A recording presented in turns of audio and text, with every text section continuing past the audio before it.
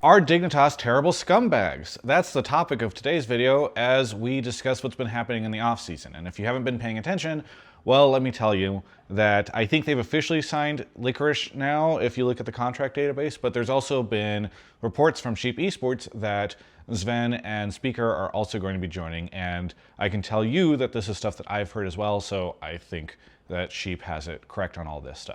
Travis here in the edit for this video. I just finished putting it all together, and then I just noticed that Sheep Esports is announcing, or reporting, I should say, that Jensen is joining Dignitas, which makes sense given the FlyQuest stuff. So, hey, you know, if the Spica thing had something to do with the Jensen thing, I wouldn't be surprised. I don't know. But I just wanted to make sure that you knew that I knew this, because otherwise this video is already out of date as I've finished editing it. Can I turn this around? Can I? Well, I want it. There's no way to. Okay, I'll just put an insert shot here. Look, you can see this is. I'm editing it. We heard from Exyu on Twitter that he had been informed a couple weeks ago that he was going to be playing in the summer split, and then was suddenly told, I think, as that report came out, that he would not be playing. And LS came out and said he'd been hearing about these rumors a while ago, et cetera, et cetera. Do you want to say that on Twitter I'd been happily celebrating the idea of, you know, Licorice, Sven, and Spica coming in? People interpreted that at the time as me reporting that this was going to happen, or that these were rumors or something. I had quickly tried to clarify with people back weeks ago that no, this was just me saying that I wanted these three players to come into the LCS. I was really disappointed whenever they weren't playing.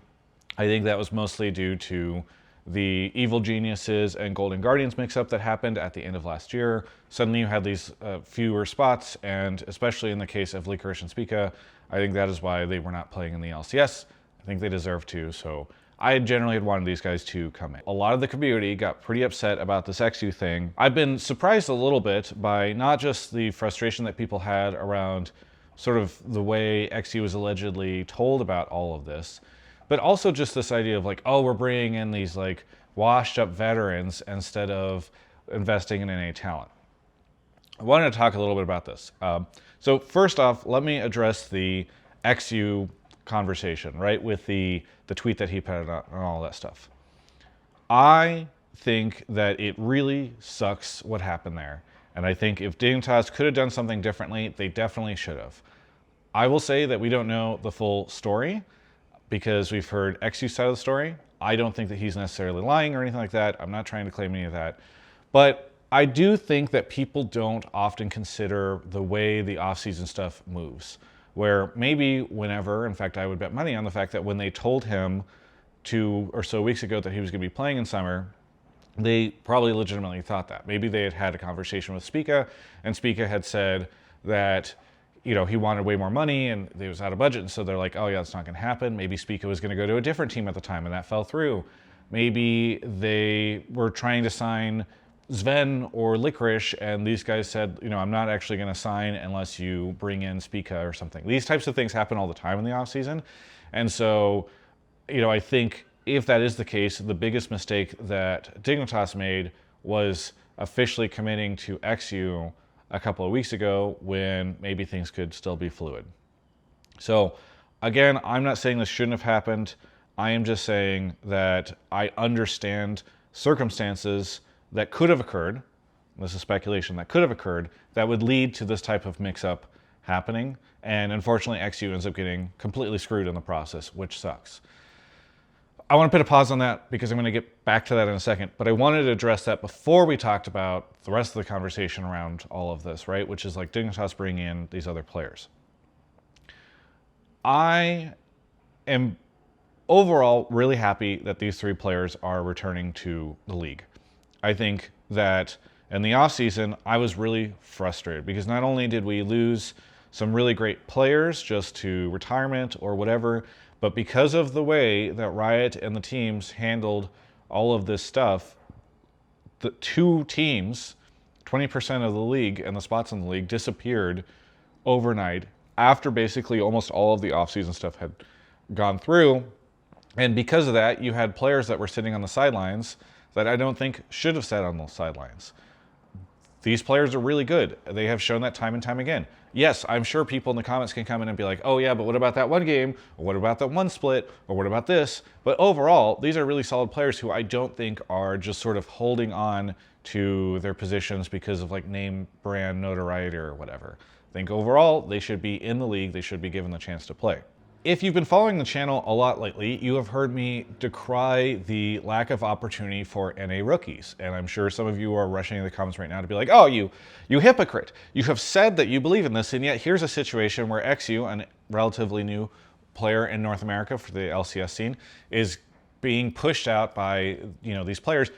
How could you want both of these things to exist? My issue has never been players like Spica or Licorice keeping their spots and us not bringing in new talent. Or even Sven. Sven, in my opinion, is the exact type of import player that we would like to have. He has come to North America. He has really claimed this place as his home league.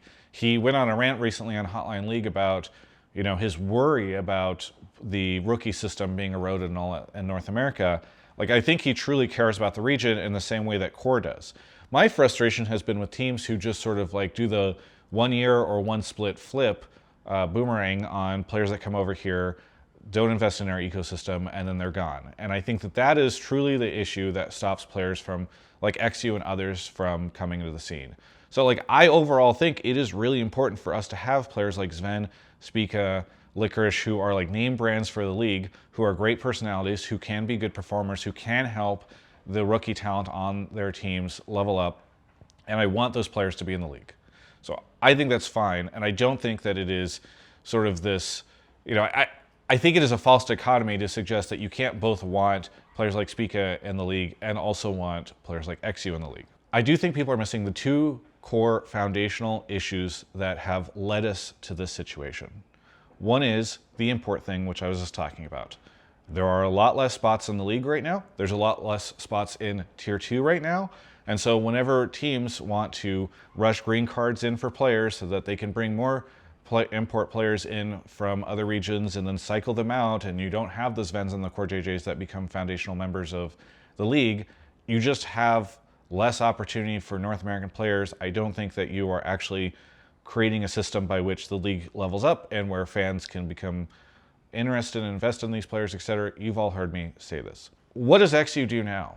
A year ago at this time, the teams all voted to remove the academy requirement from the league, and Riot relented in letting them do that. Riot didn't have to relent. At the time, there's a lot of conversation around like, oh, well, this makes sense. Esports winter, they can't afford to do this. But this is part of the downsides of that, right? Where Exyu now is just like super screwed. I don't know enough about his situation. We haven't learned more, or if he has said something, maybe I missed it. But like, he's living in LA. He now doesn't have a job. In the past, I think what would have likely happened was Dignitas would have just slammed him on the academy team, and maybe he would have had a chance to earn back that spot if Spica did come in and underperform. But instead, he just ends up super screwed. On the other hand, players like Spica and Sven and Licorice are probably far more desperate to try to take spots in the league because there's not like a tier 2 fallback for them. And so we just have like such devastation that's occurred to the academy system that you just create these really desperate moments for not just LCS players that are not able to find a spot for a little bit, but also players like Exyu who do lose a spot and then don't have something to fall back on. And I think that more than anything has created all of this big issue. And I think a lot of folks, whenever I talk about this stuff on Hotline League, go into the comments and they say like, yeah, but it's esports winter. They can't, obviously we have to do this because teams can't afford. Teams have been getting somewhere between $2 to $2.5 million a year from Riot. They get a lot of money. And that is not like a situation where that should be the only money they are able to get. These are supposed to be businesses that can go out and sell their own sponsors who can make additional money. You look at the teams in the league that have been somewhat successful in doing that, like Team Liquid and Cloud9, and you understand that like they have additional funds. They should be able to support this. What oftentimes these teams do, or these organizations do, is they use the money that they get from, they take some of the money from Riot, they invest it into their team, they invest it into their program or their coaches, etc. And then they use some of that money to go get into other esports or something. And then they don't do a great job of selling sponsors, and it just becomes this huge issue. So like, I just really feel frustrated that we have gotten to the point where this type of stuff occurs, where we have to create this kind of false dichotomy between like Spica and Exyu, and where Exyu ends up getting double screwed by Dignitas whenever he finds out about the stuff last minute, because now he doesn't have like a tier 2 system to fall back to, and everything just kind of sucks. And so that is my big gripe. Like, I am actually really excited for this Dignitas roster in the summer. I'm not trying to make this like super negativity video. All I'm trying to do is say, like, I'm really excited about the team, and I think that the frustrations that people are having are actually problematic of bigger, broader issues within the ecosystem, and they're getting kind of distracted by this specific moment, and they're trying to put like Spica versus Exyu or have that whole conversation when I don't think that's accurate. Now, if at the end of this you're like, screw you, Travis, I just want to hate Dignitas, I'm going to be hate watching them, I want them to fail this whole time, that is, in my opinion, great. It's not great for Dignitas, but in some ways maybe better than where they were before, because I think previously they were an org that nobody cared about, and now at least people will care about them in one sense, right, and wanting to root against them. Like, that is the type of stuff that makes people more invested in a Dignitas game than maybe they would have been before. But I personally would love to hear more about what went on down behind the scenes. Probably not going to happen, because I wouldn't be surprised if it involves, would have to involve throwing a player under the bus, but I just think it's probably more complicated, and I think people are really missing why these sorts of situations are happening. Now, if you made it this far in the video, you are probably a person who actually cares to watch my content in full, and you have probably been wondering what's been going on with the channel lately, because we haven't been doing much outside of Hotline League. So one, I apologize. I know some of you are paid members of the YouTube channel, and it's probably pretty disappointing whenever you see MSI come in. I think I had said before that I didn't have a sponsor for MSI. That was why I didn't go cover. I want to give a hats off to Ashley and folks who did end up covering this stuff remotely. It's very difficult for me to keep the doing interviews at 5 a.m. schedule or 6 a.m. And so the fact that she's in Korea and all that stuff, I think she's a better fit to cover this event. I do plan on covering Worlds even if I don't have a sponsor. I just can't afford to go travel to 2 international events a year without sponsorships. But it is not as though I have not been working at all behind the scenes. In this May period, one of the things that I really wanted to do was tackle sponsorships for the channel. For those of you that may have noticed, or we've talked about it previously, Alienware did not renew this year for reasons. You can go back to that. It's nothing personal. It's not like I'm failing or anything like that. It's just most esports sponsorships don't last half a decade. That one did. I'm very happy with it. But that also meant that we didn't have like a main channel sponsor. In fact, quite frankly, we haven't really had any sponsorship on the channel. I also switched agencies during or at the start of the year, which has led to kind of a slowdown there. And while I was able to do the 3 or 4 months of LCS and I guess the time after it without a sponsorship, and I have savings and all that type of stuff, it is a situation where I didn't want to do a whole other split without sponsorship. I am really excited because I think we're pretty close to locking down at least 1, maybe 2 partners for the channel. I think that will be really good. That is where I have put a lot of my focus. The other thing I've wanted to do this year was really level up the types of videos that I've been putting onto the channel, and I think a lot of you felt that more towards the beginning of the year in the first couple of months. That has kind of fallen off a little bit in more recent time.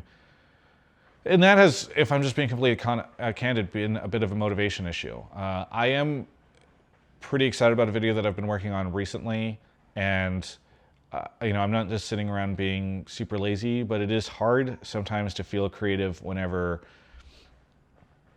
there's a lot of bad news about the league, and the future of it is tough, and I'm trying to figure out sponsorship stuff and all that.